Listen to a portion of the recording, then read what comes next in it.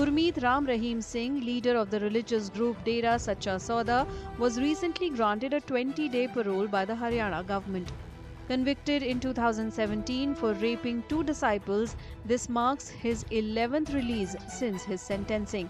The timing of the parole coincides with the upcoming Haryana Assembly elections, raising political interest and speculation. देखिए, राम रहीम जी को पहली बार नहीं है कि चुनाव के टाइम पे निकाला गया है, इसीलिए शायद ज्यादा सवाल भी उठ रहे हैं कि जब जब चुनाव होते हैं। और मैं आपको बताऊं कि केवल विधानसभा या लोकसभा चुनाव नहीं, इवन कि हरियाणा में जब पंचायत चुनाव हुए तब भी उनको बाहर इस तरह से पैरोल पे छोड़ा गया था। और राजस्थान चुनाव हो या पंजाब का चुनाव हो, केवल एक राज्य तक सीमित नहीं है ये।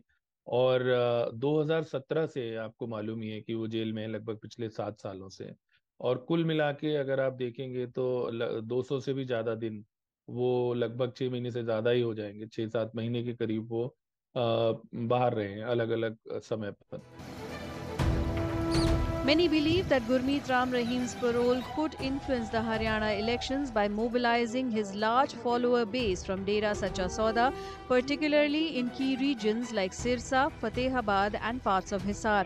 Some political analysts say historically Dera support has benefited political parties, especially the BJP, and they believe this time too during election season the Dera could sway voter sentiment in these closely contested areas. 2014 का जो election हुआ था, जिसमें Bharatiya Janata party ने हरियाणा में पहली बार अपने दम पर सरकार बनाई थी, उसमें डेरा ने इनको खुला सपोर्ट किया था। भारतीय जनता पार्टी के पक्ष में ओपन में अपील जारी की थी। हालांकि ये भी सही है कि कोई एक पार्टी से उनके संबंध हो, ऐसा नहीं है। लोकतंत्र में आज के जमाने में जब नेता कोई रैली करते हैं तो उनको तो लोगों को जुटाना पड़ता है, कभी पैसे दे के रैलियों में बुलाना पड़ता है। जो भक्त हैं, ये जो बाबा लोग हमारे जितने हैं, उनके पीछे पब्लिक अपने आप जाती है।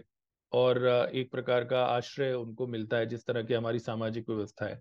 खास तौर पे जो निर्बल वर्ग हैं, जो दलित वर्ग है, उसके फॉलोअर इनके साथ जुड़ते हैं।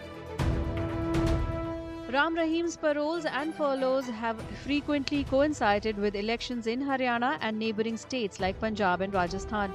His influence among voters, particularly in regions with a significant Dera support base, makes his release during election periods noteworthy. The Election Commission has imposed restrictions on his activities during this time, limiting his political involvement and public appearances. The EC has barred him from taking part in political activities and staying in the state during this period.